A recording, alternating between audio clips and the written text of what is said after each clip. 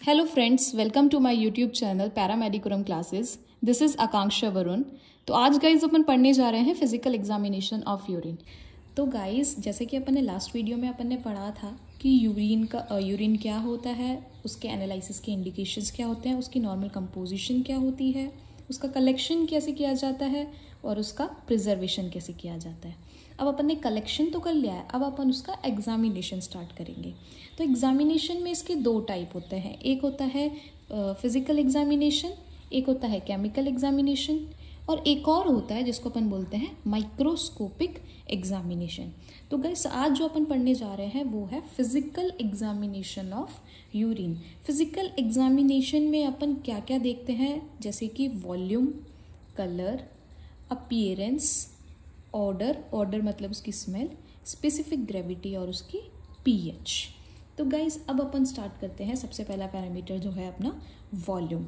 Average 24 our output, मतलब कि एक दिन में नॉर्मल आउटपुट जो होता है यूरिन का वो होता है 600 ml से लेके 2000 ml तक। Volume varies according to fluid intake, diet and climate.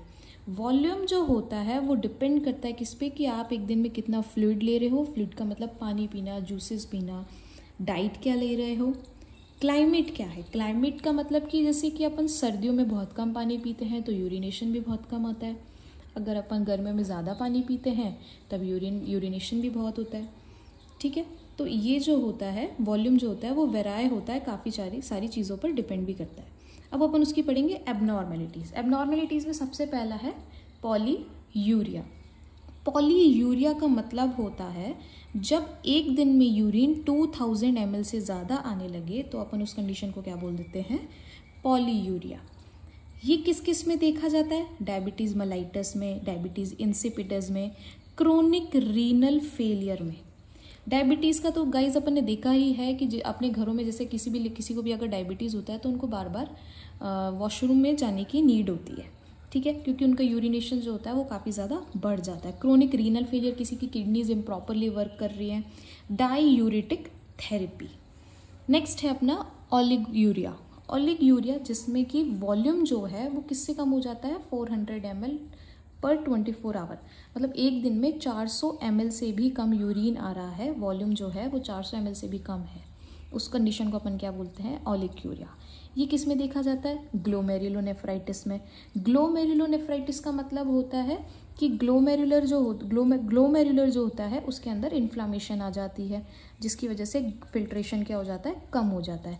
Congestive cardiac failure. Congestive cardiac failure में क्या होता है, हार्ट प्रॉपरली जो ब्लड को है वो पंप नहीं कर पाता। पंपिंग अगर ठीक से नहीं होगी तो किडनीज में फिल्ट्रेशन ठीक से नहीं होगा।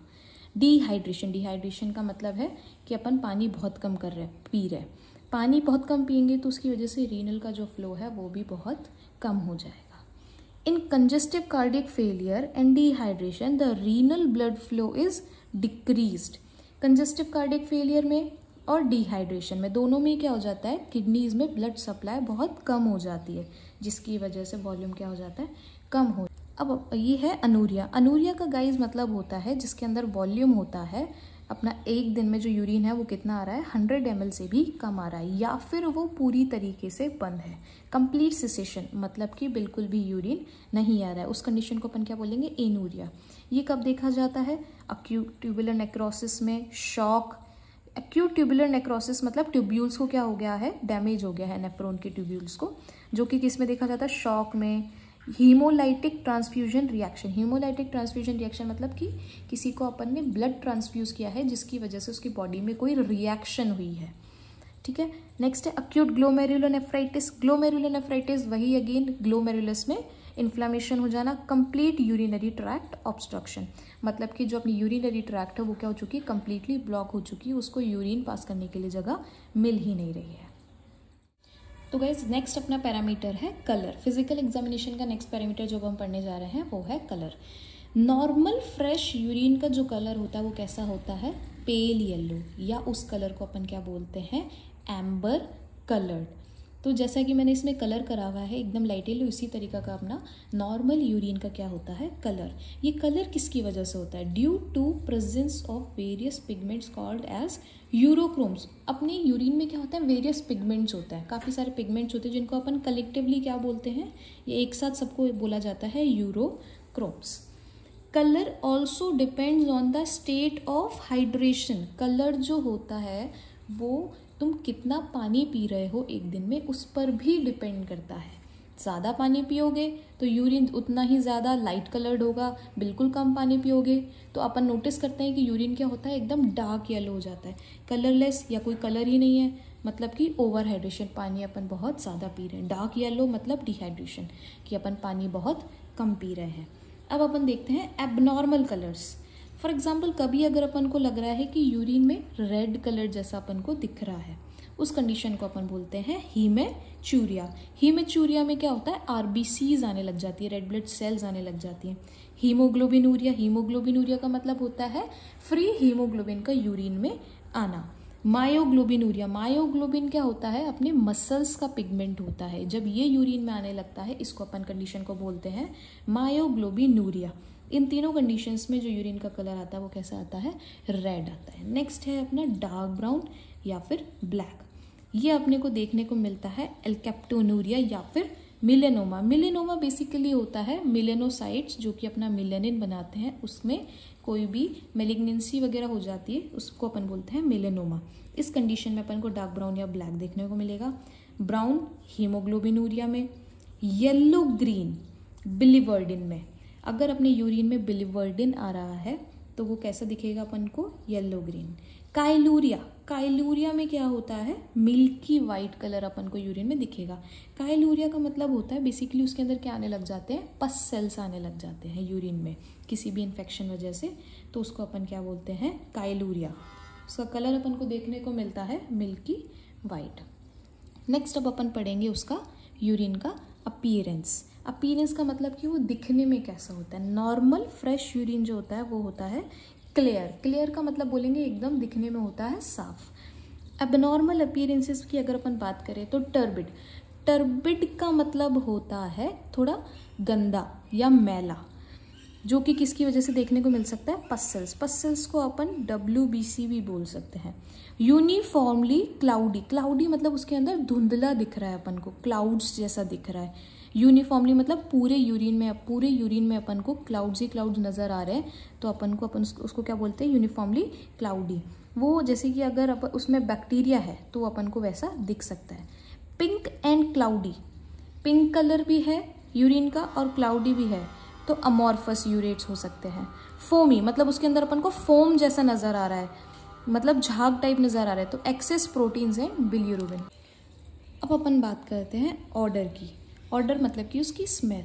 नॉर्मल फ्रेश यूरिन की स्मेल होती है एरोमेटिक। एरोमेटिक से अपन एक मान सकते हैं कि एक ओके सी गंध होती है उसके अंदर, मतलब ठीक ठीक सी। अपन उसको ऐसा भी नहीं बोलेंगे कि उसमें खुशबू आती है, बट उसमें बदबू भी नहीं आती है। After standing urine develops ammoniacal order. जैसे कि अपन देखते हैं काफ़ी सारे वॉशरूम्स में एक बहुत ही स्ट्रॉन्ग सी स्मेल आती है, वो बेसिकली होती किसकी वजह से है, अमोनिया की वजह से। यूरिन को अगर अपन इन्वायरमेंट में ऐसे ही छोड़ देते हैं तो उससे क्या होता है, इन्वायरमेंट का बैक्टीरिया उसमें जो प्रेजेंट यूरिया है उसको कन्वर्ट कर देता है अमोनिया में, जिसकी वजह से उसकी स्मेल कैसी हो जाती है, अमोनिया जैसी। एबनॉर्मल ऑर्डर, एबनॉर्मल मतलब कि एबनॉर्मली कब कब अपन को ऑर्डर देखने को मिलेगा। सबसे पहला है फ्रूटी, फ्रूट जैसा स्मेल अगर उसमें आ रहा है तो स्टारवेशन, कोई खाना नहीं खा रहा है काफ़ी टाइम से, कीटो एसिडोसिस में भी उसको देखने को मिल सकता है। माउजी और मस्टी फिनाइल कीटोनूरिया में देखने को मिल सकता है। फिशी, फिश लाइक, तो यूटीआई अगर किसी को यूरिनरी ट्रैक्ट इन्फेक्शन है प्रोटीज का तो उसमें देखने को मिल सकता है। अमोनिकल, अमोनिकल मतलब अमोनिया जैसा। ओल्ड यूरिन, पुराना यूरिन है या फिर उसको यूटीआई है किससे, ई कोलाई से। फाउल स्मेलिंग, गंदी स्मेल आ रही है तो दैट इज यूटीआई। वो यूटीआई में भी अपन को, यूटीआई क्या है गाइस, एक कॉमन इन्फेक्शन है, मतलब कि ये किसी को भी हो जाता है और इसमें ये हो किसकी वजह से रहा है उसकी स्मेल उस पर डिपेंड करती है। सल्फ्यूरस जैसी आ रही है तो उसमें अपन मान सकते हैं कि उसको सिस्टीनूरिया हुआ है, मतलब सिस्टीन जो है उसकी यूरिन में रिलीज हो रहा है। नेक्स्ट पैरामीटर जो अपना है वो है स्पेसिफिक ग्रेविटी। स्पेसिफिक ग्रेविटी क्या होता है? It is basically A comparison between density of urine against density of distilled water. मतलब अपन तुलना कर रहे हैं डेंसिटीज की, किसके बीच में? यूरिन के बीच में और डिस्टिल्ड वाटर के बीच में, at a particular temperature. It depends on amount of solute in solution. जितने ज़्यादा सॉल्यूट्स होंगे सॉल्यूशन में, ये उस पर डिपेंड करता है। Normal specific gravity of urine होता है 1.003 से लेके 1.030। It also depends on the state of hydration. State of hydration अपन ने काफ़ी जगहों पर पढ़ा है। जैसे कि गाइज अगर मान लो कि अपन ज़्यादा पानी पीते हैं तो उससे क्या होगा, पानी का अमाउंट जो होगा वो ज़्यादा होगा और उसके कंपैरिजन में सॉल्यूट क्या होंगे, कम होंगे, तो उससे स्पेसिफिक ग्रेविटी भी क्या होगी, अफेक्ट होगी।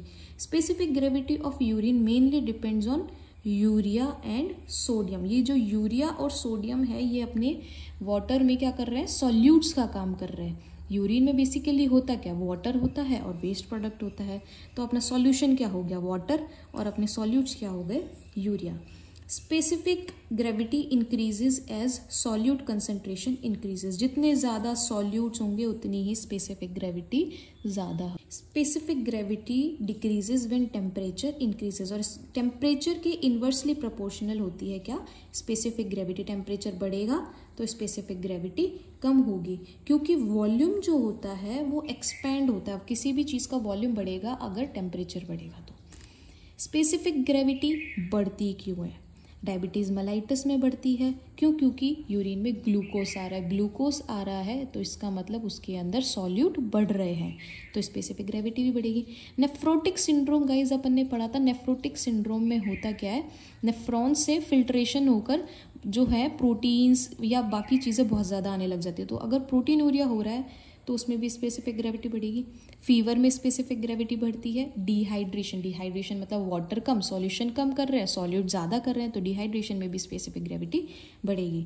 स्पेसिफिक ग्रेविटी कम कब होगी? डायबिटीज़ इंसिपिडस में, ठीक है।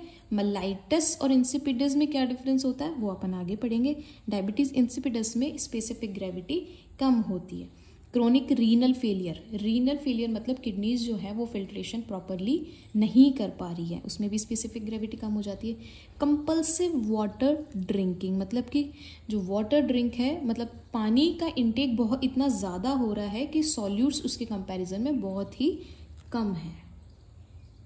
Specific gravity of urine is also the measure of concentrating ability of kidneys. Specific gravity अपन को ये भी बताता है कि जो अपनी किडनीज हैं वो यूरिन को कितनी अच्छी तरीके से कॉन्सेंट्रेट कर पा रही हैं, and is determined to get information about tubular function. और इससे अपन को ये भी पता चलता है कि नेफ्रॉन्स के जो ट्यूब्यूल्स हैं वो प्रॉपरली फंक्शन कर रहे हैं या फिर नहीं कर रहे हैं। नेक्स्ट है methods for measuring specific gravity of urine. इसके लिए अपन 3 मेथड यूज़ करते हैं बेसिकली। एक है यूरिनोमीटर मेथड, रिफ्रैक्ट्रोमीटर मेथड, और थर्ड अपन यूज़ करते हैं reagent strip method. Next parameter physical examination का अपना है पीएच। नॉर्मल पीएच रेंज जो होती है यूरिन की वो होती है 4.6 से लेके 8 तक। एवरेज अपन इसकी मान लेते हैं 6 है, वो थोड़ी स्लाइटली एसिडिक भी हो सकती है, ठीक है। पीएच डिपेंड्स ऑन डाइट, अपनी डाइट पर भी डिपेंड करती है, एसिड बेस बैलेंस पर भी डिपेंड करती है, वाटर बैलेंस पर भी डिपेंड करती है, और रीनल के जो ट्यूब्यूल्स हैं, जो अपने नेफ्रॉन के ट्यूब्यूल्स हैं, अगर वो ठीक से काम कर रहे हैं या नहीं कर रहे हैं उस पर भी पीएच डिपेंड करती है। Acidic urine found in, acidic urine किन किन केसेस में देखने को मिलता है वो है जैसे कि कीटोसिस कंडीशन कब होती है? जब स्टारवेशन पर होता है पेशेंट, उसको फीवर होता है और उसको डायबिटीज़ मेलाइटस होता है।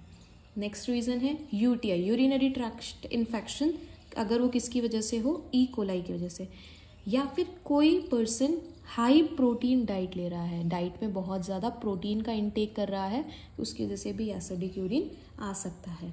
नेक्स्ट है एल्कलाइन यूरिन फाउंड इन, मतलब कि पीएच जो है वो इंक्रीज या एल्कलाइन कब होती है? अगर किसी पर्सन को यूटीआई हो, किससे? प्रोटीयस से, या फिर स्यूडोमोनास से, स्यूडोमोनास भी एक बैक्टीरिया है, या उसको सीवियर वॉमिटिंग हो, बहुत ज़्यादा वॉमिटिंग, बहुत ज़्यादा उल्टियाँ हो रही है उसको, या फिर उसको क्रोनिक रीनल फेलियर हो, उसकी जो किडनीज है वो ख़राब हो चुकी हो। इम्पॉर्टेंस क्या है पीएच की? PH of urine helps in identifying various crystals in urine. मतलब कि अपने यूरिन में क्या होता है, डिफरेंट डिफरेंट क्रिस्टल्स आते हैं, ठीक है, उसके आइडेंटिफिकेशन में भी काम आती है pH. For example some stones, crystals की बात करें तो उसका मतलब है अपने जो किडनी में स्टोन वगैरह होते हैं अपन उनकी बात कर रहे हैं। That is some stones form only in acidic urine. कुछ स्टोन्स ऐसे होते हैं जो सिर्फ एसिडिक यूरिन में बनते हैं, जैसे कि अपना यूरिक एसिड का स्टोन, ठीक है। नेक्स्ट है एस्टिमेशन कैसे किया जाता है पीएच का। For correct estimation of pH fresh urine should be examined. तो एक तो अपन को क्या फ्रेश यूरिन चाहिए, अगर वो थोड़ी देर भी रखा हुआ होगा तो अपन ने देखा था कि जो पीएच होती है वो क्या हो जाती है, बढ़ जाती है। मेथड्स क्या क्या होते हैं? सबसे पहला लिटमस पेपर टेस्ट, जो कि अपन स्कूल में भी पढ़ते थे। ब्लू को अगर वो रेड में कन्वर्ट कर रहा है तो एसिडिक है, रेड को ब्लू में कर रहा है तो एल्कलाइन है। इसके लिए अपन पीएच इंडिकेटर पेपर भी यूज़ करते हैं। पीएच मीटर्स जो होते हैं वो काफ़ी एक्यूरेट होते हैं। Reagent strip test, reagent strip test क्या होता है कि स्ट्रिप होती है, स्ट्रिप पर डिफरेंट डिफरेंट अपने पास रिएजेंट्स लगे होते हैं और इनमें से जो भी कलर अपन क्या करते हैं उस स्ट्रिप को यूरिन में डिप कर देते हैं। डिप करने के बाद इनमें से जो भी कलर आता है उसके अकॉर्डिंग अपन उसकी पीएच मान सकते हैं। अगर मान लो रेड आ रहा है तो 5 पीएच मान सकते हैं, थोड़ा येलो ग्रीन आ रहा है तो 7 मान सकते हैं, न्यूट्रल मान सकते हैं, अगर डार्क ग्रीन आ रहा है तो 8.5 मतलब एल्कलाइन पीएच भी उसकी अपन मान सकते हैं। तो गाइज अगर आपको मेरा वीडियो अच्छा लगा तो प्लीज़ लाइक करें, सब्सक्राइब करें और शेयर करें पैरामेडिकुरम क्लासेस।